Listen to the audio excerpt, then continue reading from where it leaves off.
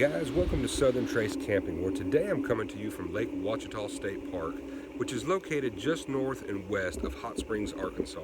Now, if you have not yet checked out Arkansas State Parks, let me tell you, you are missing out. They have some fantastic parks, and they are some of the best kept parks that I've ever been to. I'm going to share with you all the information, like the best campsites that I've seen, and other information you need to know about this park. But instead of standing here telling you, I'm going to do a drive-through tour and talk to you as we're doing the drive-through tour. So you'll kind of get a better feel of how to plan your trip and things you might need to know for your trip. So let's go get in the truck and take a ride. So right here, we're coming up to the main four-way stop in the park. This is about 3/4 of a mile once you pass the Lake Ouachita State Park sign that I was at earlier. You're going to go straight through this intersection and take basically your first left, which will put you in the parking lot for checking in. If you're coming in at night, you might miss this, so it's a hard left right here. Now, what you need to know about this park is there's very bad cell service for AT&T, but at this check-in, the visitor center, you do have free Wi-Fi. When you pull in here, you want to stay to your left. There's parking for trucks and trailers over here on this left-hand side, all the way up to where that white Tahoe is at. After you get checked in, you'll leave this parking lot and you'll take a left to go back to the main four-way stop sign. Inside the headquarters is where you'll line up your boat tours, your eagle viewing tours, depending on the season, and you can line up your boat rentals. And they may send you down to the marina for some of that information. But I want to jump over to the map here real quick and show you where we're about to go. So we just came through this four-way stop. We went through the visitor center, got checked in, and we're right back here at the four-way stop. Now, if you go straight, you're going to come to loops B and C. B and C are the two best loops in the entire park, if you ask me.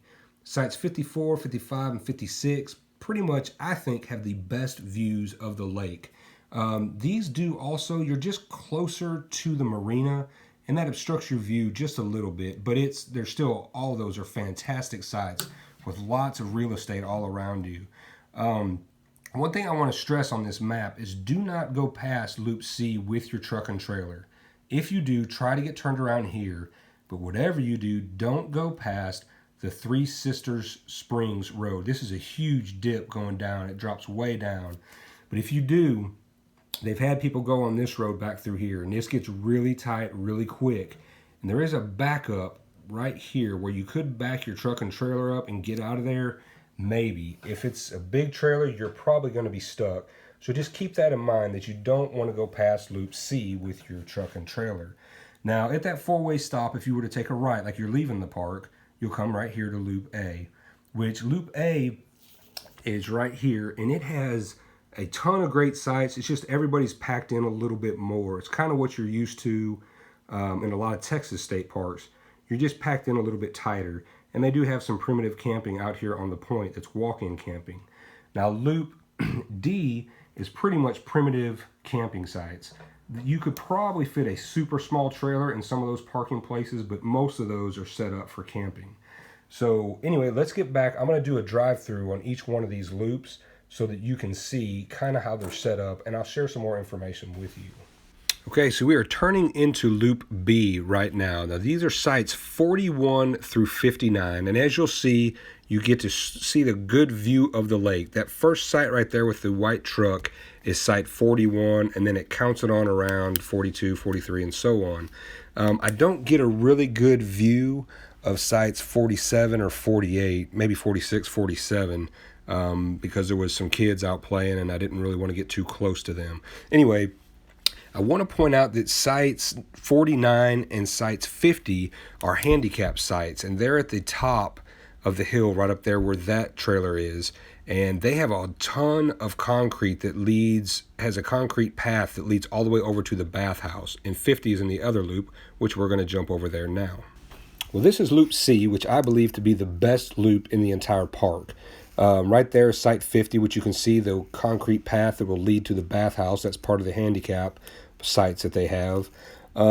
This view from here, especially in the evening, it's a fantastic view because the sun sets kind of out on the other side of those sailboats. Now that is site 56, and that right there is where I'm at. That's site 55. They are fantastic sites. Now I forgot to get sites 57, 58. I apologize. I need to get better at this drive-through stuff. Anyway, I'll work on that. Now, here are some of the cabins you can rent. I'm just going to give you a quick view of those. There's a whole nother loop that you can get with cabins. I just didn't record those to save time.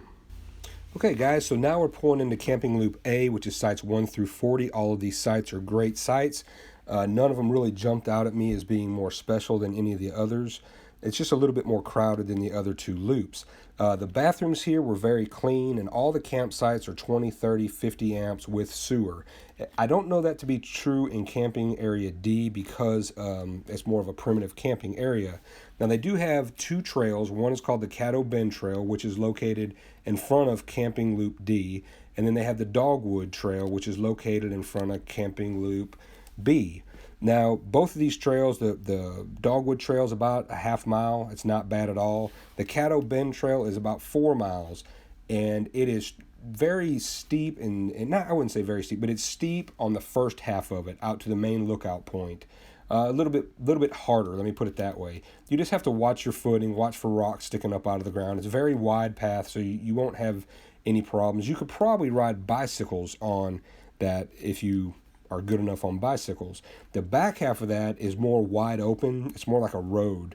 So the first half is the hardest, second half is the easiest part of that trail. You are allowed to gather firewood at this park. If you're from Texas, they don't allow that in state parks. Here, they don't seem to mind it. In fact, one guy actually encouraged us to do so because it's less work for them later on.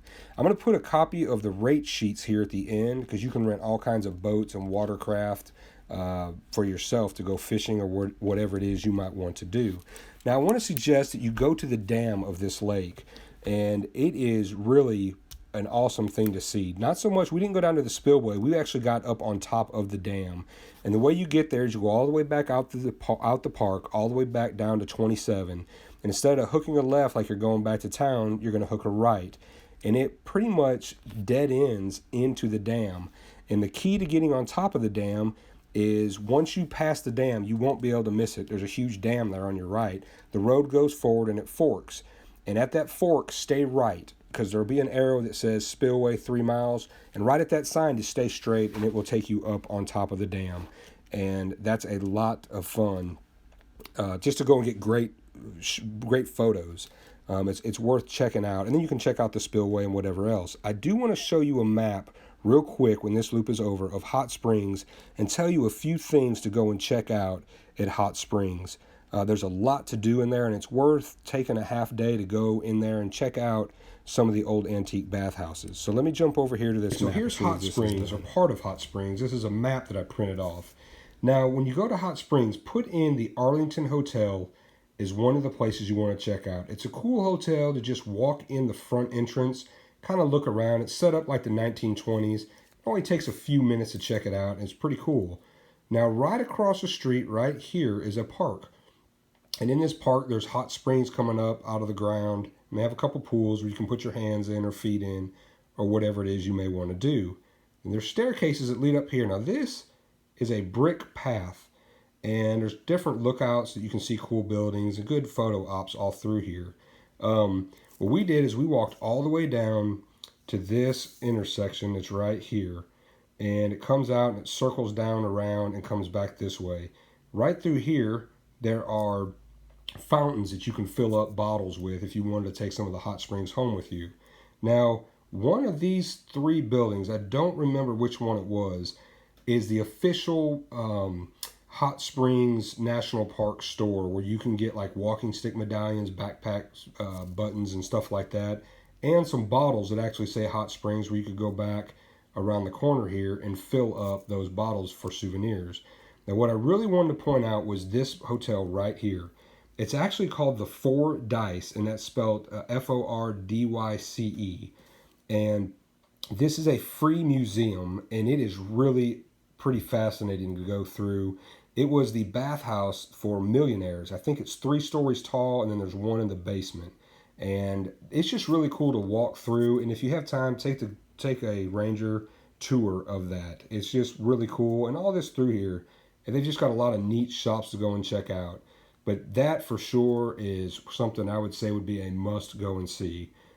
if you go into Hot Springs. I just wanted to throw that out there. Okay, so there's my review of Ouachita State Park. Be sure to come check this park out. If you like this kind of information, I plan on doing this for every park that we go to. My goal is 200 trips with my daughters, so there's going to be a ton more parks to come. If you would, like my Facebook page and YouTube page, Southern Trace Camping. And as always, get out there with your families, be safe, and God bless.